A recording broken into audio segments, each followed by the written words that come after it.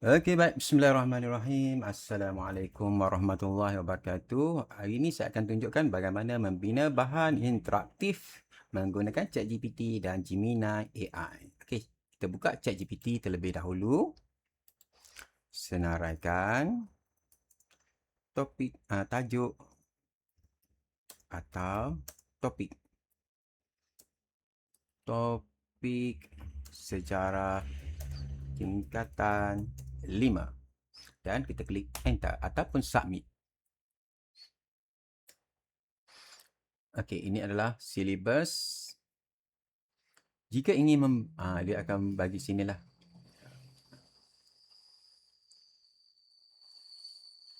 Jika ingin membina sebelum ini, okey, kalau tak ada sebelum ini, kita buat sini. Saya ingin membina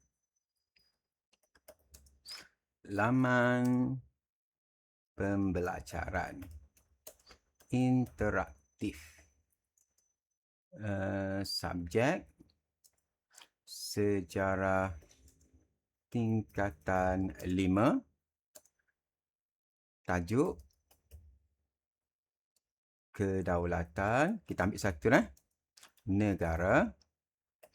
Okey, itu untuk kontak. Kemudian kandungan dia pula.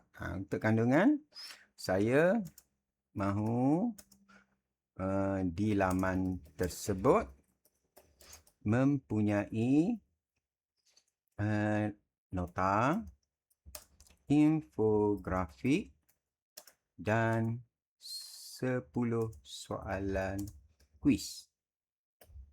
Okey, dan akhir sekali, pastikan laman dalam bentuk mesra pengguna menarik dan kod boleh disimpan dalam Google Site.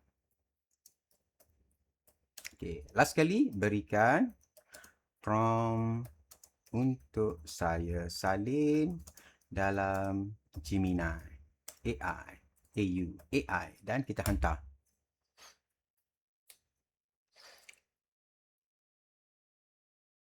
Okey, ni prompt yang dia bagi. Dah siap prompt yang dia bagi, kita akan copy lah prompt tersebut. Okey, kita naik atas. Copy. Kita masuk dalam Gemini AI. Okey, klik tambah, pilih canvas dan kita paste. Kemudian kita boleh submit. Thinking, kita boleh pilih dua, thinking ataupun pro dan kita boleh submit. Nanti dia akan berikan kepada kita laman interaktif untuk subjek sejarah tingkatan 5 yang mengandungi nota, infografik dan kuis ataupun latihan. Ada 10 latihan tadi kita minta. 10 soalan kuis. Menarik, mesra pengguna dan kod yang dia bagi nanti kita boleh tampal dalam Google Site.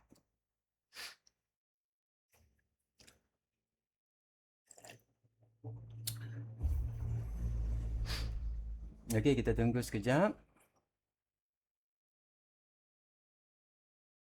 Ni ada tema dia bagi, kita boleh tukar tema.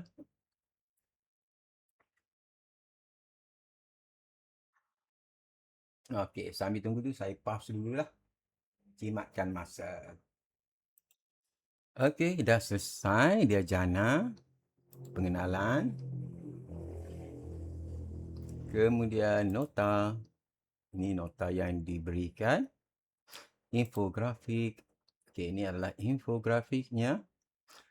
Lihat video. Okey, video tak berfungsi, nanti kita boleh maklumlah dalam ni video tidak berfungsi, kita boleh berikan link video. Kemudian kuis. Okey. Okey, ini dah siap.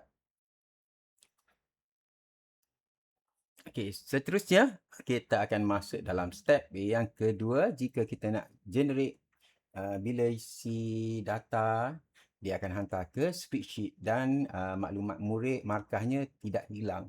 Tu kita masuk dalam step yang kedua.